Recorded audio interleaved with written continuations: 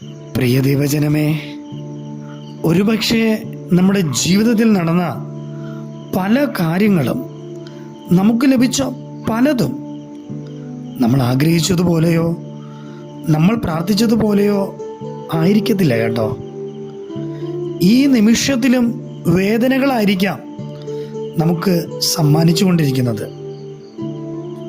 സങ്കടപ്പെടരുത് കേട്ടോ. ദൈവത്തിന് നിന്നെ ചിലത് പഠിപ്പിക്കാനുണ്ട്. അപ്രകാരം ഏതൊരു കാര്യത്തിന് പിന്നിലും ദൈവം തമ്പുരാന് ഒരു ഉദ്ദേശമുണ്ട്.